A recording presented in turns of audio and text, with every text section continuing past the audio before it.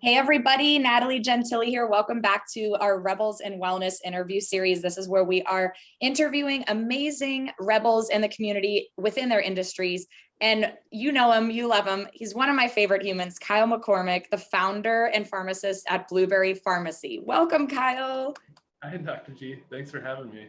This is so exciting to be talking with you. We've done a ton of work together in the past year, and I admire you to the moon and back. So tell us about what you do. Yeah, no, admiration is, I have very much admiration for you as well and everything you're doing. You define rebel in healthcare. So it's been great getting to know you and also work with you. So, but thank you for having me on. And what do I do? I'd say the biggest thing we do is we are very transparent. So the thing that sets our pharmacy apart is transparency, pricing, and level of care. It's kind of the three big things that we try to drive home. So by day, I'm a pharmacist. By night, I'm a technologist, and I try to bring all of that into the pharmacy and try to always think of ways to improve patient care, lower costs for patients, and deliver easier, more efficient care as well. So we work a lot together within the direct primary care world, collaborating and almost in a sense integrating you as a pharmacist into our primary care practices. Talk to the community about why that's so important to integrate pharmacy and primary care.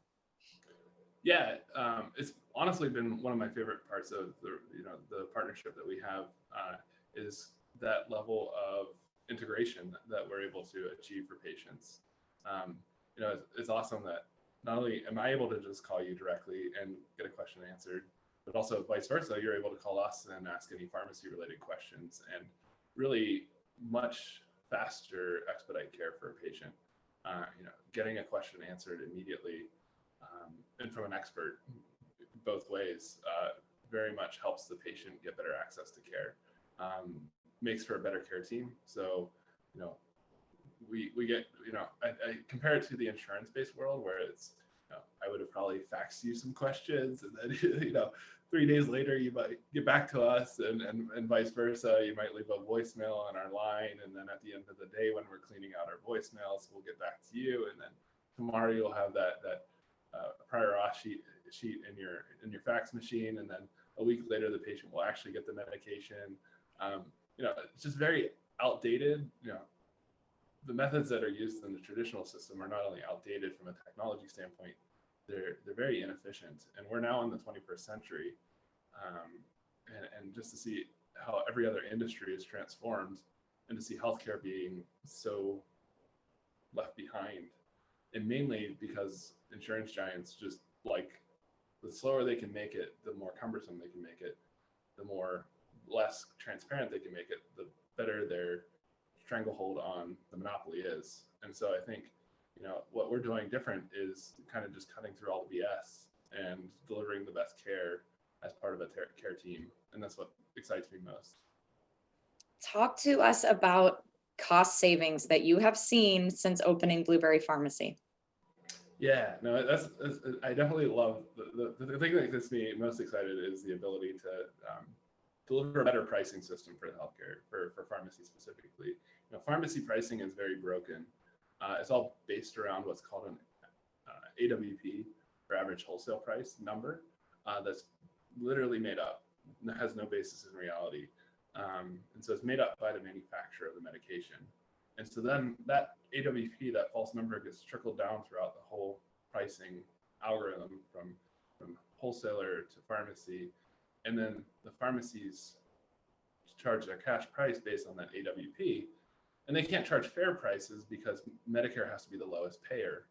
And so they can't charge uninsured patients fair prices and then bill higher prices to insurance because that would be illegal. And so what happens is we get this broken system of charging everybody a high price, and then nobody's actually paying that high price, but it creates a whole level of tier prices.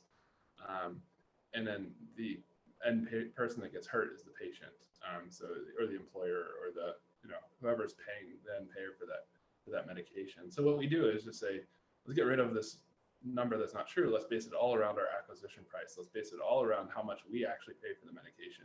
Sounds revolutionary, but that's how every other retail industry works, is you base prices based on how much you acquire it for, how much you manufacture it for, all that.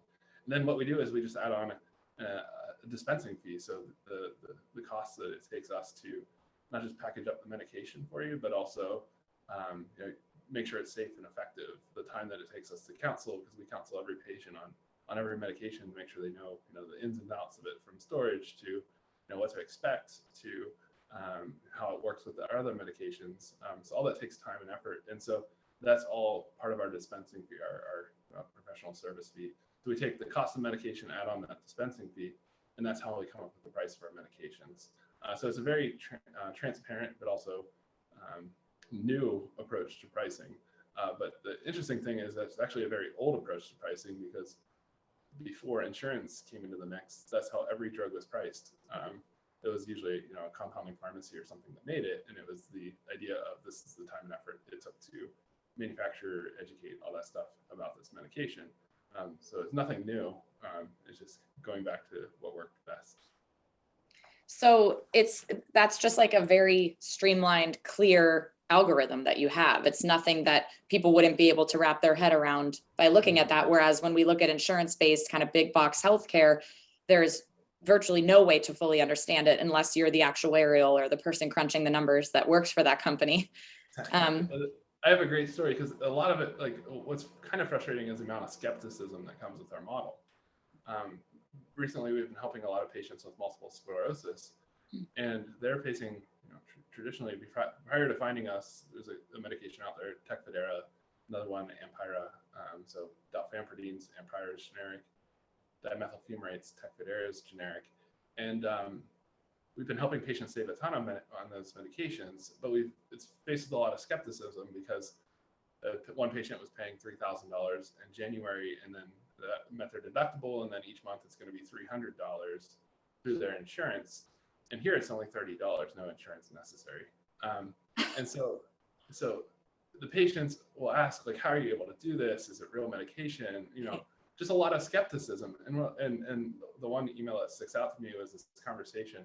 It wasn't, what was kind of frustrating was, so all this time spent on just debunking the skepticism, and not like all that time, then I like not only that, but now we have to counsel on the medication and actually do our pharmacy work too. But the skepticism was, is this real? Like, how can this be? Like, how are you a real pharmacy? Are you credentialed? All of that stuff. Like, can you just explain it to me? Because it seems, I said, the harder thing to explain should be, how can you charge $5,000 for a drug that only costs $22? Yes. It's very easy for me to explain how we do things. It's like, it's cost plus $10. It's cost $22. We charge $32 for it. I don't know what else to explain. And so it's kind of frustrating. It's also, enlightening for patients whenever they realize, and that transparency brings in the next level to healthcare, and trust, because it does build trust. Initially there's a little lack of trust, I guess, just because of the unknown, the newness of it. But yeah, it is crazy. The skepticism. And to clarify, just for those who don't know it or understand it, your model, very similar to a direct primary care model, is you are a membership-based model pharmacy where patients can be a member of your pharmacy to have added benefits. They can also come for one-off prescriptions, and you only have generic meds, and it's all what we call cash pay or self-pay. So insurance is not involved. And in a lot of ways, what we're doing in our respective fields is treating patients and treating humans like we would want our own family members to be treated, which is relationship-based, transparent, clear, and education-based. Exactly. Yeah. Couldn't have said it better. Yeah. It's exactly what we deliver. And a lot of it comes down to the fact that, just like with primary care, it's not really an insurable service. It's a known, predictable, every year we'll go see maybe 2 to 6 times a year, see a primary care. Just like in pharmacy, every month or every 3 months, we'll be getting the same medication. And the fact that 90% of prescriptions are generic means that we're able to care for 90% plus of a patient's medication list. And by not putting it through insurance, we're actually saving the whole system a ton of money, because even if a patient has a $0 copay through insurance, that's not what actually is being paid. And so the insurance is always going to take their cut. So if we eliminate the insurance out of what are fundamentally non-insurable products, we're lowering cost of care across the board. And then we're also able, to the relationship point, we're able to focus time.